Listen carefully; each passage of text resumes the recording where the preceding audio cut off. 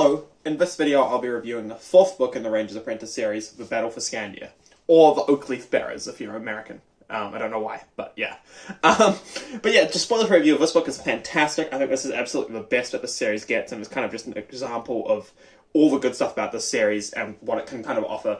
And I really think it's an absolutely fantastic book, and I'd recommend it to anyone. In fact, I honestly even think that you could, even if you didn't want to read the whole series, I'd almost even recommend you just pick up this one book and listen to it, and you'd probably still, or read it, and you'd probably still have a great time. So yeah, really strongly recommend.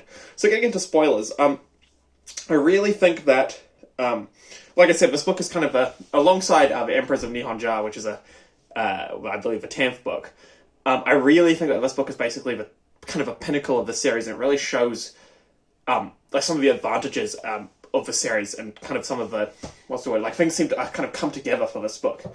So, from the last two books, we've had kind of two separate groups, Horace and Holt, or Will and Horace, and then we've had, so Holt has basically been separate from Will for the last two books, right? And it's really nice to have them kind of come back together, and you kind of see that relationship bloom again. I really think that's a big part of the strength of the series, is the relationship between Will and Holt.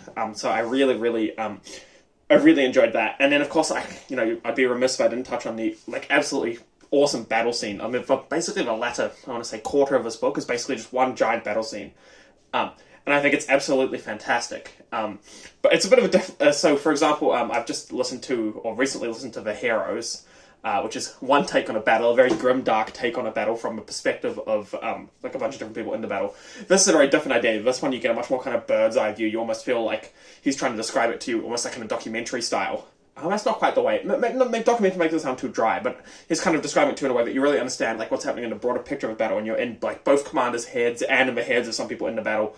And I really think it just works, and it's absolutely fantastic. I was kind of riveted for the entire length of the battle scene, because not only is the battle really interesting and well described, but the tactics that are being used are being sort of foreshadowed and developed over the course of the previous hundreds of pages. And of course we have all our characters involved in this battle, and we're very emotionally connected to these characters, so we get really we're really invested in their survival. And then once again, this book kind of it has basically all the strengths that I've discussed, in these previous books. The characters are strong and interesting and fun. The tone is, whilst there's still battle going on as people die, the tone is relatively lighthearted. It doesn't super get bogged down in, the grim, dark, sad side of things, which it definitely could do. But it kind of, I believe that John Flanagan is really good at kind of having a more lighthearted, more wholesome sort of tone, whilst at the same time not necessarily shying away from the fact that it's a battle and people are dying. So it's almost where middle grade kind of meets young adult, where it's we're happy to have, we're showing people dying on screen, but we're still not kind of really getting bogged down in the grim, dark kind of aspect of suffering and all that. And so I think that is kind of, that tone really works well here, because it means that we get to enjoy a cool battle, whilst at the same time, not being too super depressed about it, if that makes sense. But yeah, I really think that the Temujai make cool kind of villains, sort of like that big outside force to bring all our characters together. And I think at the end of this book is just really satisfying. And, when Hulk gets to return, they all get to return back, and, there's a big treaty signed. It just really feels like these last two, because like I said in the last review, the last book kind of felt a bit unfinished, but this book, sort of makes up for that, because it kind of is, it just feels like this big finish and a really cool conclusion to kind of this arc of the story, so to speak, arc of the series. And so I really think that it works really well, and like I said, it's just a very satisfying ending.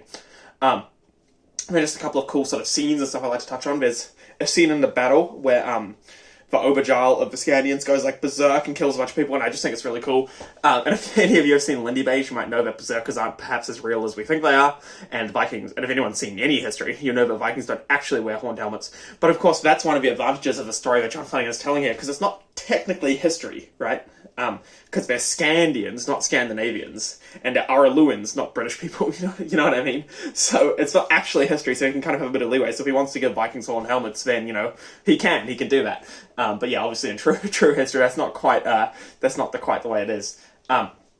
But yeah, I really had a cool time here. I really think that the relationship between Evelyn and Horace and Will is kind of interesting. And of course, the book ends on a kind of somber note where Will kind of rides off to be a ranger, and Evelyn's I guess I won't see too much of him, which is, of course, a bit of a melancholy note to end on. But but a realistic one. So even though the ending is quite it's quite a sweet ending, it's not sickly sweet, because you kind of have, like I said, that little note of maybe not everything is quite perfect, which I think is good, because obviously you want it, or at least I generally want a relatively happy ending, but I don't want it to have treacle poured down my throat.